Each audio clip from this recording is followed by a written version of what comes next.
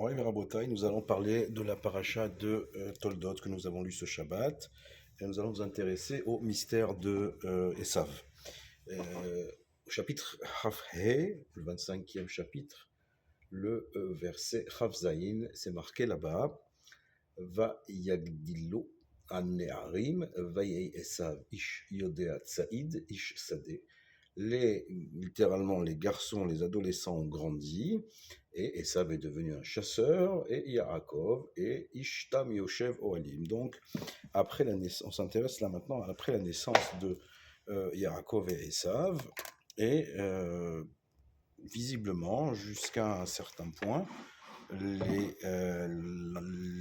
enfants grandissent plutôt bien. Rachid d'ailleurs sur place nous dit là-bas, avec Delu Neharim, qu'est-ce qu'il dit là-bas? Kolzman she'ayu ktanim lo ayu nikarim b'ma'asehem. Tout le temps qu'ils étaient petits, c'est-à-dire avant la bar mitzvah, personne ne pouvait différencier entre les actes de Yaakov et les actes d'Esav. Autrement dit, Esav était un tzaddik, était un talmid chacham, il étudiait, il n'y a pas de problème, jusqu'à que arrive la bar mitzvah, et qu'est-ce qui se passe? Nous dit le pasuk, Vahi Esav, ish yodea tzaïd, ish sadeh. Esav se transforme en chasseur, alors que son frère Yaakov continue dans son droit chemin. On voit que Esav, il bifurque complètement, toujours à l'ibad de Rashi. Qu'est-ce qu'il nous dit Rashi à ce sujet? Kevan shenaasu bene shelosh esrei, arrivé donc à la 13e année, Ze piresh le bate midrashot, ve piresh la avodah zara. Celui-ci est allé, a pris la direction de la yeshiva, celui-ci a pris la direction de avodah zara. Alors effectivement, on savait déjà que Rivka était inquiète puisqu'elle avait dans son ventre, elle ne le savait pas encore, elle voyait son ventre aller vers les églises, les avodah zara, et elle voyait son ventre aller vers le Beth Midrash. Elle ne comprenait pas les mazé anochi. Elle a dit à quoi ça me sert d'être enceinte si c'est pour avoir un enfant indécis. Il y a un grand limoud, un grand questionnement de Rivka ici, à savoir pourquoi j'ai demandé un enfant, mais si c'est pour me faire un mi-figue, mi-raisin, il ne sait pas où il doit se trouver. Alors, les mazé anochi, à quoi ça me sert? Alors, on va lui expliquer qu'il a deux nations dans le ventre, tous les pirouchim qui sont très connus, mais ce qui nous intéresse aujourd'hui, c'est de savoir comment Esav, qui donc a reçu la même éducation que Yaakov, le Rashi nous le confirme, on ne pouvait pas différencier entre l'un et l'autre. Qu'est-ce qui arrive à Esav à la 13e année pour qu'il devienne la personne que nous connaissons tous, hein? On va voir un peu plus loin dans le Passouk Lamed, là-bas, lorsque il va voir son frère Yaakov préparer un plat de lentilles, va Yazed, Yaakov Nazid, va Yavo Esav Minasade, Vehu Ahayef. Et voici que Esav revient du champ, Vehu Ayef, et il est fatigué, nous dit Rashi. C'est quoi être fatigué? Il est fatigué de tuer, il est fatigué de violer, il est fatigué de voler. Il a eu ce jour-là la possibilité de faire toutes les fautes possibles et imaginables et de devenir le Racha Merusha qu'on connaît. Voilà, il y a un moment, il s'est passé quelque chose dans cette nuit du 13, de sa 13e année, qui fait que, effectivement, Esav perd complètement toute notion du bien et devient cette personne très dure, très, très violente. C'est un chasseur, il est fatigué, il a fait les principales avérotes ce jour-là, nous dit Rashi, il a tué, il a volé, verroulé. Qu'est-ce qui se passe? Là, c'est la première question qu'on va poser. Et qu'est-ce qu'on va apprendre, nous, de ça? La deuxième question qu'on va poser, c'est un peu difficile de comprendre le comportement de Yitzhak, son père. Malgré tout ce qu'il est, malgré que Esav fait en sorte de faire croire à son père qu'il est un homme bien, qu'il est resté le Talmid Chacham qu'il était jusqu'à ses 13 ans, Yitzhak, c'est quand même assez difficile à croire qu'il ne se rend pas compte de la déchéance de son fils, au point qu'Akadosh Baruch Hu va faire mourir Avraham Avinu la Vachalom 5 ans prématurément, pour pas qu'il voit la déchéance de Esav. Donc c'est quand même assez étonnant que Yitzhak, qu'est-ce qu'il nous dit le Passouk? Yitzhak aimait Esav et Rivka aimait Yaakov, c'est clairement écrit. Chacun avait plus ou moins. Alors, il faut comprendre aussi pourquoi. Est-ce que Rivka n'aimait pas non plus son propre fils? Ça peut arriver. Vu ce qu'il est devenu, ça peut s'entendre. C'est compliqué, mais ça peut s'entendre. Mais ce qui est plus difficile à comprendre, c'est l'amour que Yitzhak, porte à Esav, malgré son comportement, jusqu'au point de vouloir lui donner les brachot. non pas à, à Yaakov, qui visiblement les méritait beaucoup plus que lui, mais à Esav le rachat. Comment Yitzhak ne se rend pas compte de ce problème-là? Alors, à la première question, qu'est-ce qui est arrivé à Esav? Nous dit Rav Shmuel de la Yeshiva de Keter Shlomo, quelque chose de très important. Effectivement, Esav est un Talmid Chacham jusqu'à 13 ans, et un jour, il a étudié avec son frère, l'éducation est la même, donc les outils sont les mêmes et il va se passer quelque chose d'incroyable. Quelle est la preuve que Esav est un Talmid Chacham? Puisque tout le monde sait, tout le monde connaît ces paroles de nos maîtres, qui nous annoncent que Esav, la tête de Esav, est enterrée à Maharat HaMachpelah. Maharat HaMachpelah, c'est un endroit extrêmement important où sont enterrés Chava, Adam, Avraham, Sarah, Yitzhak, Rivka, Yaakov, Léa, Rachel n'y est pas enterrée. Et on a la tête de Esav. Pourquoi? Parce que, comme nous dit Rav Shmuel Shalita, la tête de Esav est très propre. Elle est parfaitement organisée. La tête de Esav, il n'y a rien à dire. Elle marche très bien et elle a toutes les halachot, toute la Torah, Torah chez Bertav, Torah chez Be'alpé, tout ce qu'il faut savoir sur le Shulchan Aruch, tout le Aruch HaShulchan, tout ce qu'il faut savoir, la tête de Esav le connaît. Il n'y a donc pas de problème dans la tête. Mais le corps de Esav est resté à l'extérieur de Maharat HaMachpelah. Pourquoi? Parce que le corps, lui, il est tamé. Il a violé, il a tué, il s'est goinfré, hein, quand le Passouk il lui dit là-bas, lorsqu'il voit son frère préparer donc euh, ses lentilles, il lui dit comme ça, Aitani, gave-moi. Hein, le Rachid nous explique que ce mot Alitani, ça ne veut pas dire, on ne s'est pas approprié à un homme. On gave une oie, on gave un animal, mais on ne gave pas un homme comme ça. Il lui dit gave-moi de ce rouge, ce rouge-là. Bon, tout le monde connaît le problème. Ça va jouer un rôle très important dans l'explication aussi, entre guillemets, la sortie de route de Esav définitive. Mais la tête de Esav, elle est bien faite. Elle est bien pleine et elle est bien faite, les Havdil, mais le corps, lui, est dégueulasse. Donc, on va laisser le corps dehors et la tête de Esav prouve, si c'était nécessaire, quel Talmid Racham Esav était, qu'est-ce qu'il aurait pu être si il n'avait pas donc fait cette sortie de route que l'on va expliquer. Qu'est-ce qui se passe? Esav, ce jour-là, donc quand il rencontre son frère, quand il revient des champs Haïf, Esav est au courant que son grand-père Abraham est mort. Et pour lui, c'est quelque chose qui est absolument inadmissible. Pourquoi? Parce qu'un tzaddik comme Abraham ne peut pas mourir. Il n'y a aucune raison euh, que Abraham, en tout cas dans la vision de Esav, il n'y a aucune raison qu'Abraham meure. Et la preuve, il lui dit ici, lorsque Yaakov lui demande de lui vendre son droit d'aînesse contre un plat de lentilles, qu'est-ce qu'il lui répond? Vayomer Esav, in anochi olech lamut, velamazeli bechora. Je vais mourir, moi aussi. Mon grand-père, si déjà Abraham il est mort, c'est pas chose que moi aussi je vais mourir. J'ai pas de chance de m'en sortir. À quoi elle me sert ta Bechora? En plus, Rachid nous explique, quand Yaakov lui explique ce que c'est que la Bechora, ce que c'est que à cette époque-là, donc l'aîné était donc le Kohen Gadol de la famille.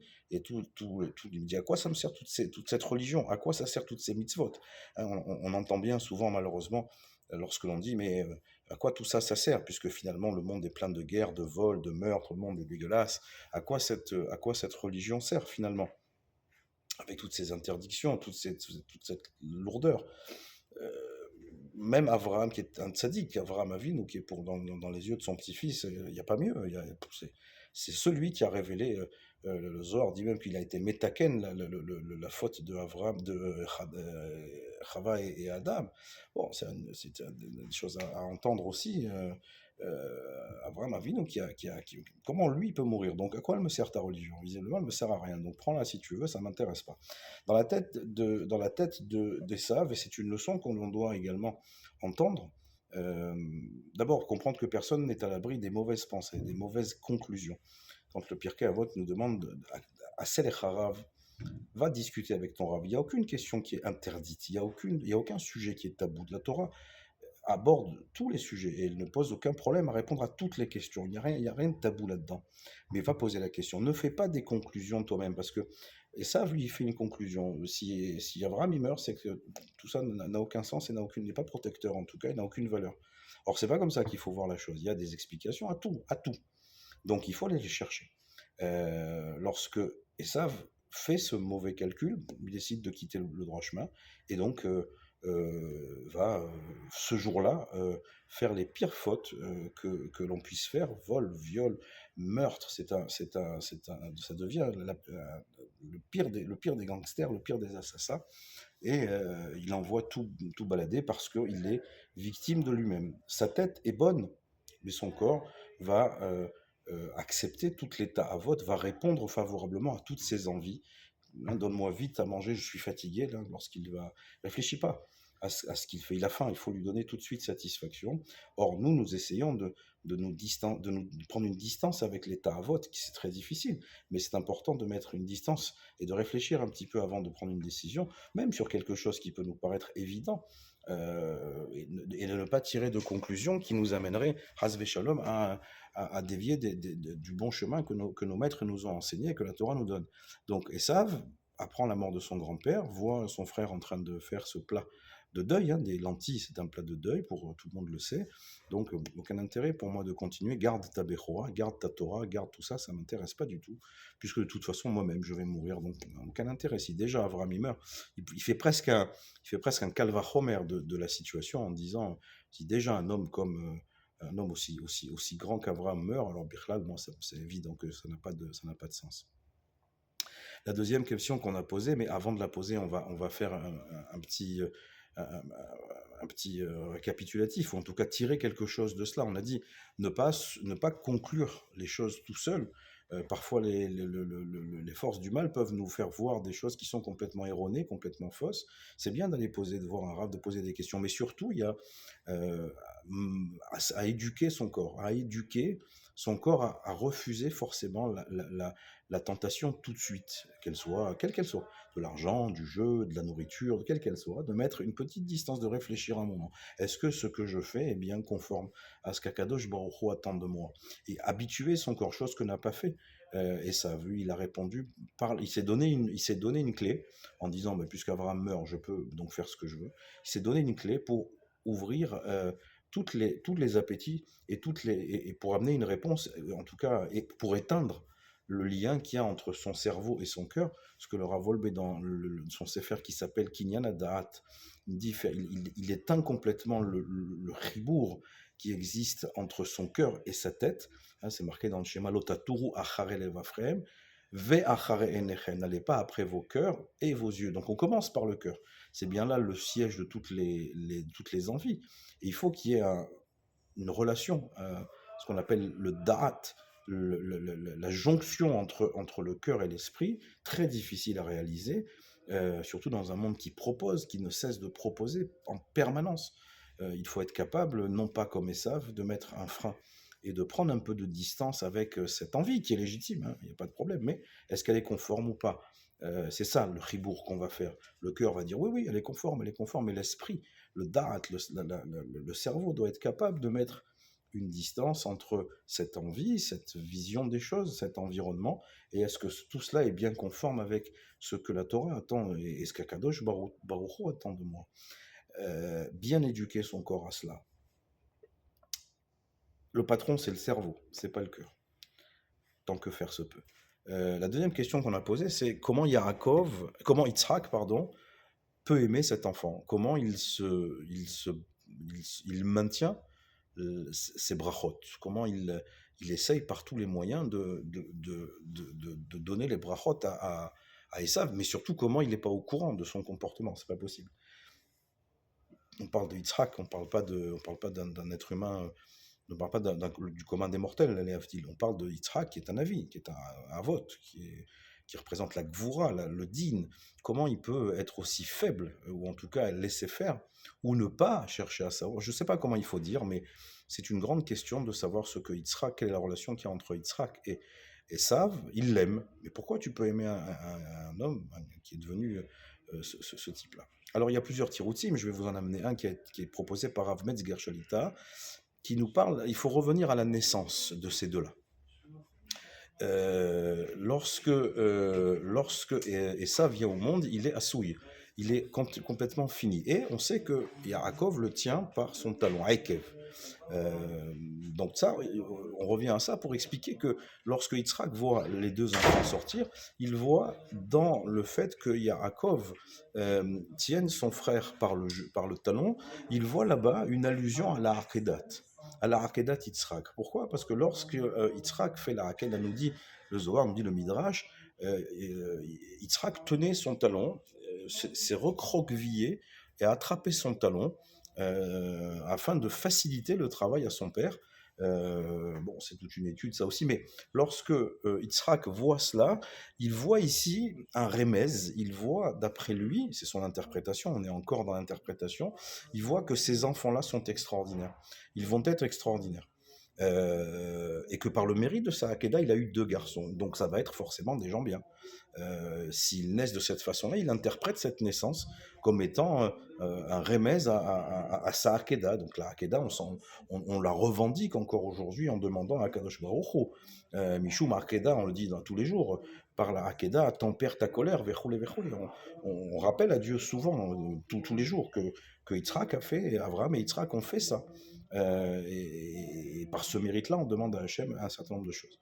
Donc lui, il voit ça et il se dit, bon, bon, ok, pas de problème avec ces enfants-là, j'ai pas de problème. Mais Yitzhak va s'attacher tout au long de sa vie à voir en Esav une possibilité de retour. Il y a donc deux choses ici extrêmement importantes. La première, c'est que lorsqu'un enfant, l'Oralenu Barminan, il est sorer ou moré, c'est-à-dire qu'il n'écoute pas la voix de son père, la voix de sa mère, et il va dans des directions terribles, il est important, à l'image d'Yitzhak, de ne pas lâcher l'enfant. Bien sûr, d'essayer de lui faire des remontrances, mais ce que l'on voit, combien il a aimé. Yitzhak, il a aimé Esav. C'est de l'amour. C'est pas marqué, il a fait des tochachot, ou il a frappé, il a aimé ce fils un petit peu compliqué à partir de 13 ans, qui part complètement hors du chemin. Il l'a aimé jusqu'à la fin de sa vie, au point de vouloir également lui donner des brachot. Peut-être ça va le faire revenir, peut-être qu'il va faire tchouva. C'est ça qui est extraordinaire chez Yitzhak, cette capacité à vouloir ramener son fils, parce qu'il a dans la tête, il en est certain que ce garçon fera tchouva, ce garçon peut revenir. Et c'est un grand message qu'on donne à tous les parents du monde.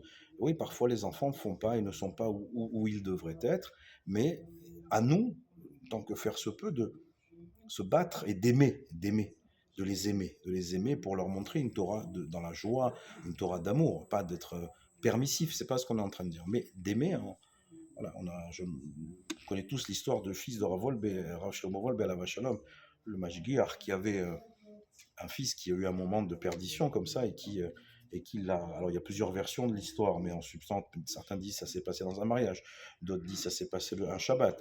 Il s'est évertué à garder l'amour pour son fils et la gentillesse en ne perdant pas jamais l'espoir, bien sûr en priant évidemment, mais en ne perdant jamais l'espoir. Et son fils a fait tchouva et il est revenu dans le droit chemin, verroulé.